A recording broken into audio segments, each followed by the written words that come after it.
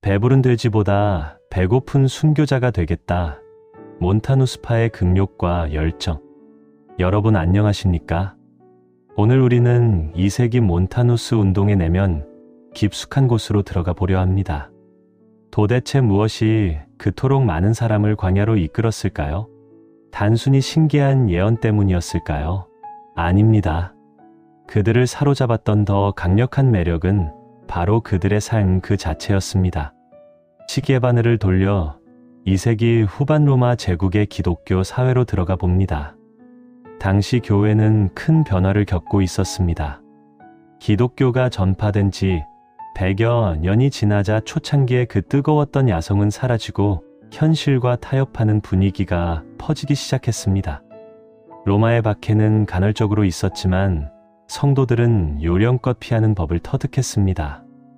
돈 많은 귀족들이 교회에 들어오면서 교회 건물은 화려해졌고 감독들은 점점 권위적인 행정가로 변해갔습니다. 성도들의 삶도 달라졌습니다. 예전에는 예수님이 곧 오신다고 믿었기에 재산을 팔아 나누고 하루하루를 종말론적으로 살았습니다. 하지만 시간이 흘러도 예수님이 오지 않자 사람들은 이 땅에 집을 짓고 사업을 확장하고 노후를 대비하기 시작했습니다. 로마 시민들과 섞여서 목욕탕을 즐기고 화려한 옷을 입었습니다. 겉으로 보면 누가 기독교인이고 누가 이교도인지 구별할 수 없는 지경에 이르렀습니다. 교회는 세상 속에 있었지만 세상과 다를 바가 없었습니다. 바로 이 미지근한 영적 분위기 속에서 몬타누스파의 등장은 마치 찬물을 끼얹는 것과 같은 충격이었습니다. 그들은 부르기아의 거친 산지에서 내려와 나태해진 도시의 교회를 향해 손가락질하며 외쳤습니다. 너희는 배부른 돼지가 되었다. 십자가의 고난은 어디로 갔는가? 예수님이 곧 오시는데 어찌하여 너희는 천년 만년 살 것처럼 집을 짓고 있는가? 그들의 외침은 잠자던 영혼들을 깨웠습니다. 특히 세상의 쾌락에 염증을 느끼고 진정한 거룩함을 갈망하던 경건한 성도들에게 몬타누스파의 주장은 가뭄의 단비 같았습니다. 몬타누스파는 말로만 거룩을 외치지 않았습니다. 그들은 자신들의 삶으로 그것을 증명했습니다. 그들이 보여준 첫 번째 특징은 바로 살인적일 만큼 엄격한 금욕주의였습니다. 그들은 스스로를 푸뉴마티코스 즉 영적인 사람들이라고 불렀고 기성교회의 성도들을 푸시키코스 즉 육적인 사람들이라고 깎아내렸습니다. 영적인 사람이 되기 위해 그들이 선택한 방법은 육체의 욕망을 철저히 짓밟는 것이었습니다. 그들은 먹는 것부터 달랐습니다. 당시 교회도 부활절 전에는 금식을 했지만 몬타누스파는 일상 자체가 금식이었습니다. 그들은 크세로파기아라고 불리는 독특한 식사법을 지켰습니다. 이것은 마른 음식 먹기라는 뜻입니다. 그들은 육즙이 흐르는 고기나 입맛을 돋우는 과일 향기로운 포도주를 입에 대지 않았습니다. 대신 물기가 없이 바짝 마른 빵과 소금 그리고 물만 먹었습니다. 입안이 까칠해지고 목이 메어오는 그 거친 음식을 씹으며 그들은 육체의 식욕을 억제했습니다. 맛있는 음식을 먹고 배가 부르면 기도가 막히고 영이 흐려진다고 믿었기 때문입니다. 여러분 상상해 보십시오. 로마의 귀족들이 밤새워 파티를 열고 기름진 고기와 술을 마실 때 몬타누스파 사람들은 딱딱한 빵 조각을 물에 적셔 먹으며 밤새워 기도했습니다. 그들의 얼굴은 야위었고 눈은 퀭했지만 그 눈동자만큼은 형형하게 빛나고 있었습니다. 그 모습은 마치 광야에서 메뚜기와 석청만 먹으며 회개를 외쳤던 세례 요한의 재림과도 같았습니다. 이런 금욕적인 생활은 먹는 것에만 그치지 않았습니다. 그들은 결혼 생활에 대해서도 아주 엄격했습니다. 당시 기성교회는 배우자가 사별하면 재혼을 허용했습니다. 하지만 몬타누스파는 재혼을 간음이라고 불렀습니다. 그들은 말했습니다. 우리의 신랑은 오직 예수 그리스도뿐이다. 육신의 배우자가 죽었다고 해서 다른 사람을 찾는 것은 영적인 정절을 버리는 것이다. 심지어 그들 중 많은 사람은 멀쩡한 가정을 버리고 복신 생활을 선택했습니다. 몬타누스 운동을 이끌었던 두 여인 프리스킬라와 막시밀라도 남편과 아이를 두고 광야로 나온 여인들이었습니다. 그들은 부부관계를 맺는 시간조차 아까워했습니다. 그 시간에 차라리 기도를 하고 예언을 듣는 것이 낫다고 가르쳤습니다. 이것은 가정의 질서를 중요시하는 성경적 가르침과는 거리가 멀었지만 당시 극단적인 종말론에 심취해 있던 사람들에게는 가장 고상한 영적 단계처럼 보였습니다. 그들은 여자들에게도 화려한 옷과 장신구를 금지했습니다. 머리를 닦거나 금으로 치장하지 말라고 했고 얼굴에 화장하는 것을 죄악시했습니다. 오직 검소한 옷을 입고 수건을 쓰고 다니게 했습니다. 세상의 유행을 따르는 것은 마귀를 따르는 것이라고 가르쳤습니다. 여러분, 왜 그들은 이렇게까지 스스로를 괴롭혔을까요? 그들이 미쳐서 그랬을까요? 아닙니다. 그들에게는 절박함이 있었습니다. 그들은 정말로 예수님이 당장 내일이라도 오실 수 있다고 믿었습니다. 신랑이 문 앞에 와 있는데 신부가 어떻게 세상 재미에 빠져 낄낄거릴 수 있단 말인가? 그들은 자신들의 몸을 쳐서 복종시키는 것만이 다가올 진노의 날에 살아남을 수 있는 유일한 길이라고 확신했습니다. 이런 몬타누스파의 엄격함은 아이러니하게도 당대 최고의 지성인들을 매료시켰습니다. 대표적인 인물이 바로 2세기의 위대한 신학자 터툴리안입니다. 그는 기성교회의 타락한 모습에 환멸을 느끼고 있었습니다. 감독들이 로마 관리들과 어울려 식사를 하고 성도들이 극장에 가서 음란한 연극을 보는 꼴을 견딜 수가 없었습니다. 그런데 몬타누스파 사람들을 보니 그들은 달랐습니다. 그들은 세상과 타협하지 않았습니다. 그들은 가난했고 거칠었지만 순수했습니다. 터툴리안은 결국 몬타누스파에 합류하면서 이렇게 외쳤습니다. 너희 기성교회는 수가 많다고 자랑하지만 너희는 물탄 포도주처럼 싱겁다. 우리는 수가 적어도 순도 100%의 알코올이다. 몬타누스파의 금욕주의는 당시 편안함에 젖어 있던 교회에 던지는 강력한 도전장이었습니다.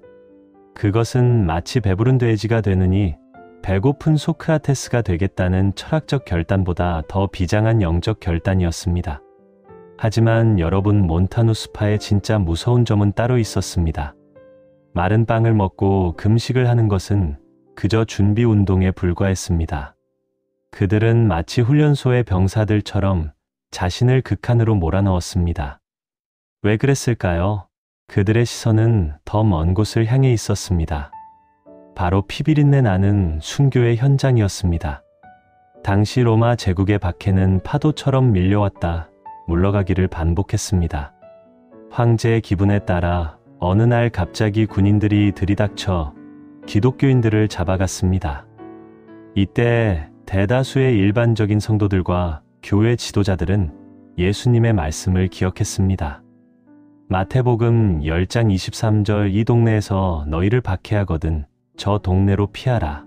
그래서 성도들은 지하 무덤 카타콤으로 숨어들었고 뇌물을 주어 체포를 면하기도 했습니다. 이것은 비겁한 것이 아니라 뱀같이 지혜롭게 생명을 보존하여 훗날을 도모하는 전략이었습니다. 그러나 몬타누스파의 눈에 이런 행동은 참을 수 없는 배신행위로 보였습니다. 그들은 부르기아의 광장에서 로마의 거리에서 목소리를 높였습니다.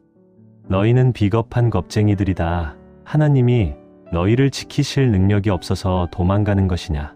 박해는 마귀가 주는 것이 아니라 하나님이 알곡과 쭉정이를 가르기 위해 주시는 거룩한 시험이다. 시험을 피하는 자는 곧 하나님을 피하는 것이다.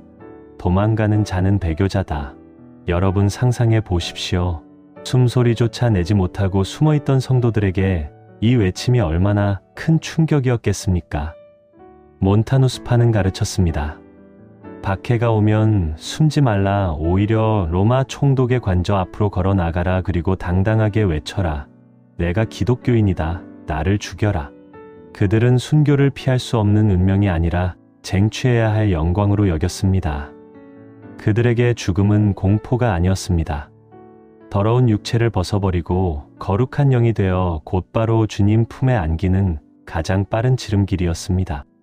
그래서 그들은 죽음을 사모했습니다.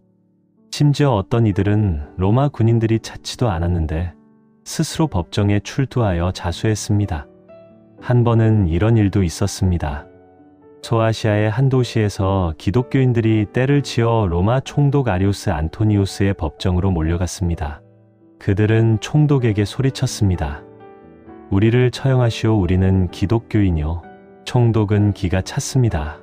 보통은 살려달라고 비는데 이들은 죽여달라고 줄을 서 있었기 때문입니다.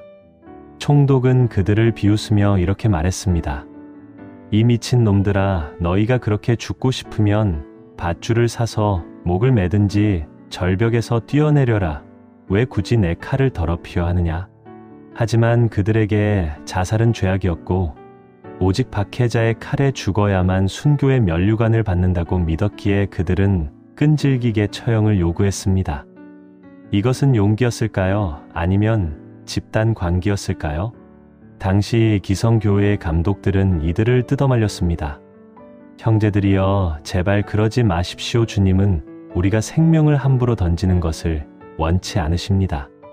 하지만 몬타누스파에 심취했던 신학자 터툴리안은 오히려 바케시에 도망가는 것에 대하여라는 책을 써서 도망가는 자들을 맹비난했습니다. 그는 썼습니다. 바케는 하나님의 심판이다. 피하는 것은 하나님의 뜻을 거역하는 것이다. 만약 내가 도망가다가 잡힌다면 그것은 수치스러운 죽음이지만 내가 제 발로 걸어 나가 죽는다면 그것은 영광스러운 승리다. 이런 사상은 당시 억눌려 있던 열정적인 청년들과 여성들에게 불을 질렀습니다. 물론 이런 자발적 순교 열풍은 부작용을 낳았습니다. 준비되지 않은 성도들이 분위기에 휩쓸려 나갔다가 고문이 시작되자마자 배교하는 일이 속출했습니다. 또는 영웅심리에 빠져 순교를 자신의 공로로 자랑하는 영적 교만이 싹트기 시작했습니다. 무엇보다 가장 큰 문제는 그들이 왜 그토록 죽음을 서둘렀는가 하는 점입니다. 그들이 빨리 죽고 싶어 했던 진짜 이유는 바로 몬타누스가 예언한 잘못된 종말론 때문이었습니다. 몬타누스는 확신에 찬 목소리로 예언했습니다. 이제 곧 세상의 역사는 끝난다. 요한계시록에 약속된 새 예루살렘이 하늘에서 내려올 것이다. 그런데 그 장소는 유대 땅이 아니다. 바로 여기 우리 본거지인 부르기아의 페푸자 평원에 임할 것이다. 이 예언은 몬타누스 운동의 활용점정이자 동시에 파멸의 시작이었습니다. 예수님이 곧 오셔서 이 땅에 천년왕국을 세우신다는 말에 사람들은 이성을 잃었습니다. 어차피 불타 없어질 세상의 집과 땅이 무슨 소용이란 말인가. 부자들은 전 재산을 팔아 몬타누스에게 바쳤고 농부들은 쟁기를 내던졌습니다. 그들은 세상 사람들을 비웃었습니다. 너희는 썩어질 것을 위해 땀을 흘리지만 우리는 영원한 것을 위해 준비한다. 약속된 날이 다가오자 로마 제국 각지에서 수천 수만 명의 신도가 짐을 싸서 페푸자로 몰려들었습니다. 그들은 죄 씻음을 상징하는 흰옷을 입고 넓은 들판에 모였습니다. 남편을 버리고 온 여인들, 부모를 떠나온 자녀들이 서로의 손을 잡고 하늘을 우러러보았습니다. 그들의 눈은 광기로 번들거렸지만 그 속에는 순수한 열망도 있었습니다. 이 지긋지긋한 박해와 고통을 끝내고 주님 품에 안기고 싶다는 간절함이었습니다. 드디어 운명의 날이 밝았습니다. 태양이 떠올랐습니다. 사람들은 환호했습니다. 저 태양 뒤에 주님이 오신다. 시간마다 찬송을 부르고 통성으로 기도했습니다. 해가 중천에 걸렸습니다. 구름이 조금만 이상하게 움직여도 나팔 소리가 들리는 것 같다며 소리쳤습니다. 하지만 시간은 무심하게 흘러갔습니다. 붉은 노을이 지고 어둠이 깔리기 시작했습니다. 들판에는 찬바람이 불었고 사람들의 열기도 식어갔습니다. 혹시 우리가 시간을 잘못 알았나? 밤중에 도둑같이 오신다고 했으니 자정에 오실 것이다. 그들은 밤새워 기다렸습니다. 아이들은 배고픔과 추위에 울었고 노인들은 지쳐 쓰러졌습니다. 그러나 새벽이 오고 다시 아침 해가 뜰 때까지 하늘은 야속할 정도로 잠잠했습니다. 천군 천사의 나팔 소리는 없었고 새 예루살렘 성벽도 내려오지 않았습니다. 오직 차가운 현실만이 그들을 비웃고 있었습니다. 날이 밝자 기대감은 순식간에 배신감으로 바뀌었습니다. 몬타누스와 여예언자들은 당황하며 변명했습니다. 우리의 정성이 부족했다. 회개가 덜 되었다. 날짜를 연기하자. 하지만 한번 깨진 신뢰는 다시 붙지 않았습니다. 사람들은 땅을 치며 통곡했습니다. 돌아갈 집도 없고 먹을 양식도 다 팔아버렸는데 이제 우리는 어디로 가야 한단 말인가. 그날 페푸자의 들판은 거대한 난민촌이자 통곡의 바다가 되었습니다. 하나님을 향한 원망과 거짓 선지자를 향한 분노가 뒤섞였습니다. 전설에 따르면 절망을 이기지 못한 몬타누스와 막시밀라는 스스로 목숨을 끊었다는 비극적인 이야기도 전해집니다. 어쩌면 그들 역시 자신들의 환상이 진짜라고 믿었기에 그 충격을 감당하지 못했을지도 모릅니다. 결국 교회는 공의회를 열어 몬타누스파를 이단으로 정죄했습니다. 성령의 역사로 시작된 듯했던 이 거대한 운동은 말씀이라는 궤도를 벗어나면서 수많은 영혼에게 씻을 수 없는 상처만 남기고 역사 속으로 사라졌습니다.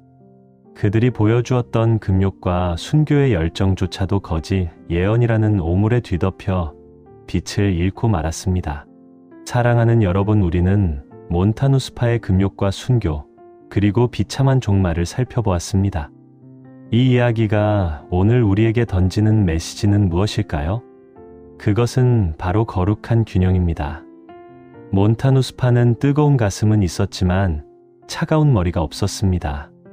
그들은 성령을 사모했지만 성경을 무시했습니다. 체험을 중요시했지만 질서를 파괴했습니다. 반대로 당시 기성교회는 질서는 있었지만 생명력이 없었습니다. 머리는 차가웠지만 가슴은 얼음장처럼 식어 있었습니다. 우리는 이 두 가지 함정을 모두 피해야 합니다. 진정한 영성은 현실을 도피하는 것이 아닙니다. 몬타누스파처럼 세상을 혐오하며 산속으로 도망가거나 빨리 죽기를 바라는 것은 바른 신앙이 아닙니다. 예수님은 제자들을 세상 밖으로 데려가지 않으시고 세상 속으로 보내셨습니다. 우리는 배부른 돼지가 되어서도 안 되지만 현실을 저주하는 광신도가 되어서도 안 됩니다. 진짜 영성은 일상의 영성입니다. 밥을 먹고 일을 하고 아이를 키우는 그 평범한 일상 속에서 죄와 싸우고 거룩함을 지켜내는 것, 그것이 몬타누스파가 실패했던 그러나 우리가 성공해야 할 신앙의 과제입니다. 오늘 밤 여러분의 신앙을 저울에 달아보십시오. 한쪽에는 말씀이라는 줄을, 다른 한쪽에는 성령이라는 줄을 올려놓으십시오. 어느 한쪽으로 기울지 않게 하십시오. 뜨겁게 기도하되 냉철하게 말씀을 묵상하십시오. 천국을 소망하되 오늘 내게 주어진 하루를 성실하게 살아내십시오. 주님, 몬타누스의 열정은 배우되 그의 어리석음은 버리게 하옵소서. 마지막 때를 살아가되 두려움이 아닌 기쁨으로 살게 하옵소서. 거짓된 예언에 귀 기울이지 않고 오직 기록된 말씀 위에 내 인생의 집을 짓게 하옵소서. 역사는 반복됩니다. 그러나 깨어있는 자는 그 역사를 통해 배웁니다. 이 세기의 아픈 역사가 오늘 우리에게 예방주사가 되어 건강한 믿음의 길로 인도하기를 소망합니다. 지금까지 몬타누스파의 금욕과 순교, 그리고 그 끝 이야기였습니다. 이 이야기가 여러분의 영적 분별력을 깨우는 귀한 시간이 되었기를 바랍니다. 영상이 은혜가 되셨다면 구독과 좋아요로 함께해 주십시오. 여러분의 작은 응원이 믿음의 유산을 전하는 큰 힘이 됩니다. 다음 시간에는 박해 속에서도 피어난 진짜 성령의 불꽃, 환경을 탓하지 않고 감옥을 천국으로 바꾸었던 이용의 순교자들 이야기로 다시 찾아오겠습니다. 감사합니다.